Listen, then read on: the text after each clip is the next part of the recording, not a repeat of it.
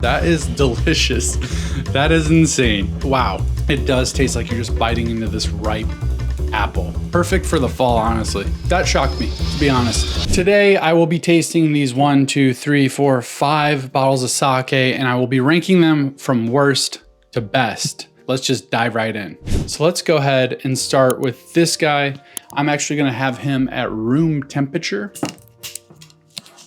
Has a 32 on here. I guess that's how much I paid for this bottle. Okay, it's a Junmai 80. Is a very low polishing ratio. So 80% remains of the rice grain, yet this is apparently really good. Holy fuck, that scared the shit out of me. I was not expecting that. 16% alcohol in this bad boy. It is almost effervescent, like when I think of like texture. It's very rich, but not overbearing. It's a tad sweet, but it still is dry. It drinks really well at room temperature. So I've warmed this up a little bit, and we're just gonna taste it one more time to see if that adds anything, opens anything up. That's actually pretty enjoyable. I kind of do like it warmed up. It's really like savory almost. Once it gets a little heat into it. I can't believe it's only 80%. That's insane. That's some of the best 80% I think I've ever had. It's just rich and dry. That's really good. Let's move on. This is the ripe apple. I imagine we're gonna get some apple flavor. On the back of the bottle here, it says it's more towards a light, fruity flavor, and it's meant to be had chilled. That's why this one is chilled. Let's pour some and taste it. This bad boy is a Junmai Ginjo. The nose of this is so much fruitier than the first one. That's not gonna last long. That is delicious. The apple comes through a lot. I don't know how they have that flavor occur. I guess it's the yeast strain or something that's in it. Wow, that is delicious. That is insane.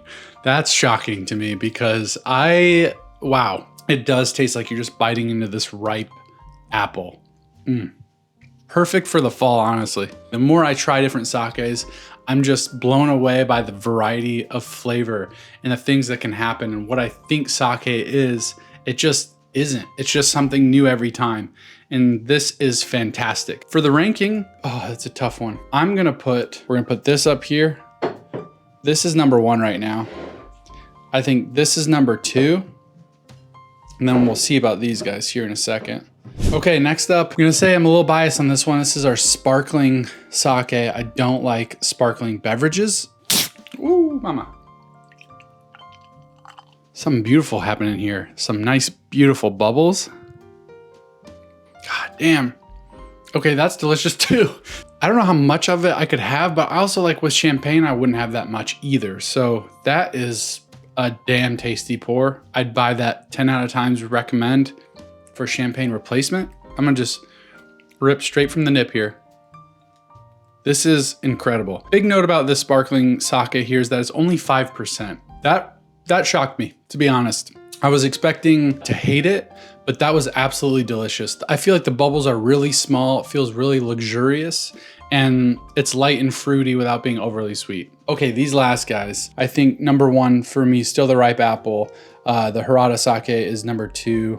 Although I continue to think about it. I think about how interesting that is at 80%. And then this Mio sparkling sake is number 3. And then let's test these last 2. So this is Sakura, which is the cherry blossom. I've had like Kit Kats, Sakura Kit Kats that I thought were delicious. So I know that I like Sakura. It's very, very sweet, but I'm getting some of those like cherry blossom flavors that I enjoy and that I remember from some Kit Kats I've had. But it is too sweet for me. Like that's not something I could drink more than a little bit of. It's gonna stay right there for now. And then let's try this matcha. Let's open up this Nagori matcha. And these alcohol wise, this is 10%. And then the Sakura one was both 10%. Let's check out this matcha. It's green. Yeah, it's kind of murky like matcha. It looks a little bit like water from a swamp, but the nose is really, really nice. I love a good matcha cake or something like that. I don't normally drink like a matcha drink, but since it's a Nagori, maybe this is a little sweeter. It's sweet matcha. It's pretty dang good. I think that's over an ice cube to dilute a little bit of that sweetness would be perfect. And that's what we did at our house. And it kind of made it something really nice, almost like a dessert sake. It's like a post-dinner drink, I think would be perfect. I think the matcha is better, so I'm actually gonna keep it right there, and then the Sakura last. So for our final ranking here, we got the ripe apple number 1, the Harada number 2. Honestly, these are interchangeable to me because they're both friggin' delicious.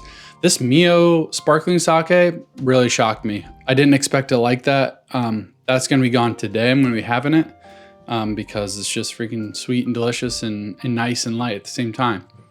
These two are fun. I think it'd be a good intro for some people who like sweet drinks but don't know much about sake and want to sort of have an easy way in, I guess.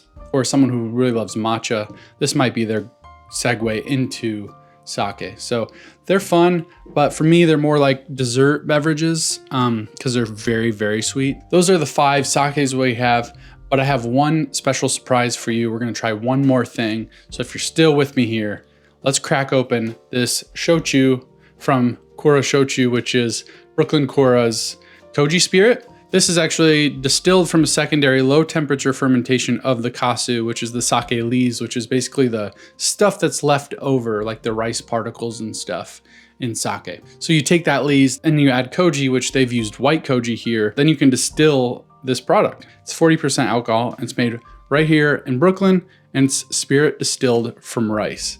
That's pretty cool. The notes are toasted rice, custard, lemon, chestnut, fig, and jasmine. And I got this bottle the last time I was at Brooklyn Kura in Industry City here in Brooklyn. I've had a lot of bourbon, a lot of whiskey, gin, vodka, things like that, but I've never had something like this. So let's give it a try.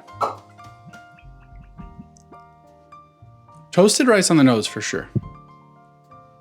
Wow. Now that's a lot of flavor on the palate. Definitely get the lemon coming through, more of that custard note that they're talking about. Yeah, and it finishes really nicely.